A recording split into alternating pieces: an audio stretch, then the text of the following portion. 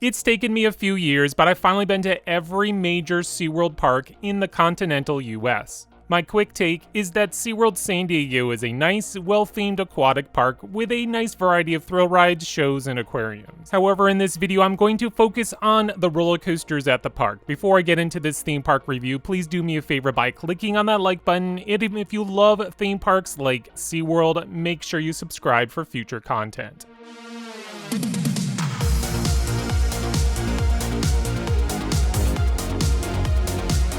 So, my little disclaimer here at the beginning of the video, I was not able to ride every roller coaster at SeaWorld San Diego. Both Emperor and Journey to Atlantis were closed for annual maintenance. I guess it's the price you pay when you're visiting during the off-season.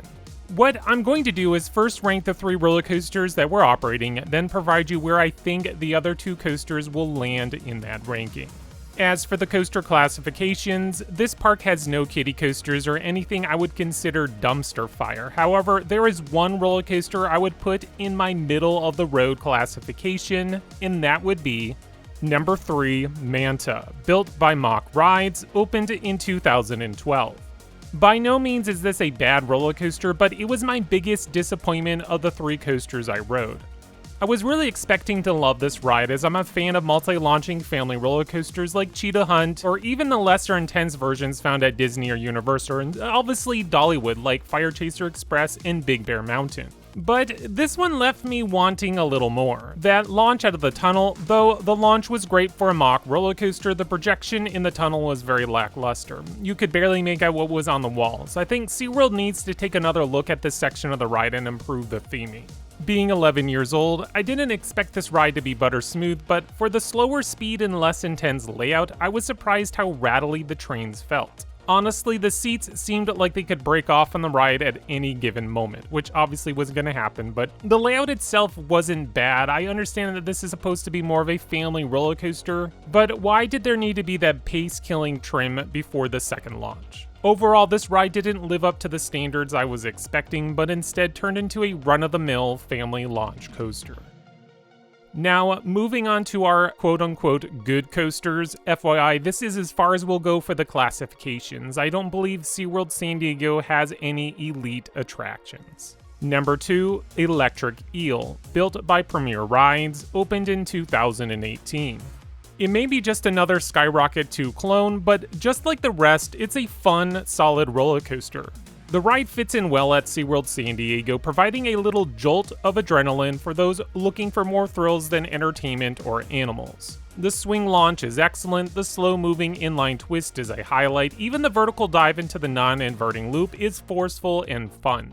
Also, just like the other versions, my biggest complaint is the train design and comfort collars. It's a hassle to climb in and out of these tight seats. And those pesky comfort collars seem to get in the way than provide any kind of comfort.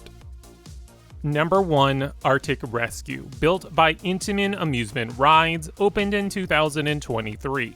The newest roller coaster at SeaWorld San Diego, and it's kind of a puzzling one. Yes, it is currently my favorite roller coaster at SeaWorld San Diego, but it's also somewhat unnecessary. This roller coaster is very similar to Manta in a lot of aspects. They're both multi-launching roller coasters featuring layouts that start low to the ground and feature theming to interact with. Since Manta has been there longer, the theming for that ride is better, I guess, but the overall ride experience, that goes to Arctic Rescue.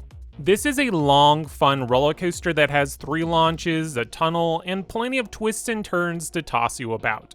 Before riding this roller coaster, I thought Arctic Rescue had 2 launches, so I was pleasantly surprised when we hit that 3rd launch and entered into the final portion of the ride. The layout continues to get better and better, providing more snappy maneuvers and stronger G-forces. The only negative I have is the theming. Yes, there is theming, but it could be improved. Maybe put in some rock work instead of a cheesy fence with the banner of a snowy forest. Hopefully the park will put a little extra cash into this project. I mean, SeaWorld San Diego, if you purchase without a discount, will cost you about $115, which is pretty insane if you ask me. So yeah, I think a little bit more extra cash into that theming would make sense.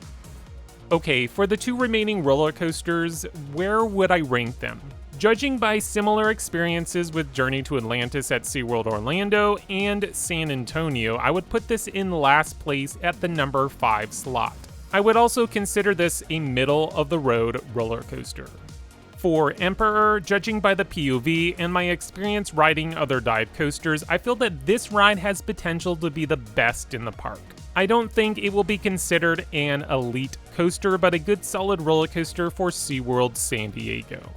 When it comes to thrill rides, SeaWorld San Diego is a newbie. Manta and Journey to Atlantis were the only roller coasters for the longest time until Electric Eel in 2018.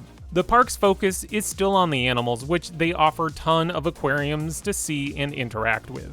If the SeaWorld chain continues to put more attention into this park, I think the future looks pretty bright for SeaWorld San Diego. I think another rendition of the surf coaster would be a great addition to this park, even if it's yet another launching roller coaster. Well, until next time, this is X Screen Thrills.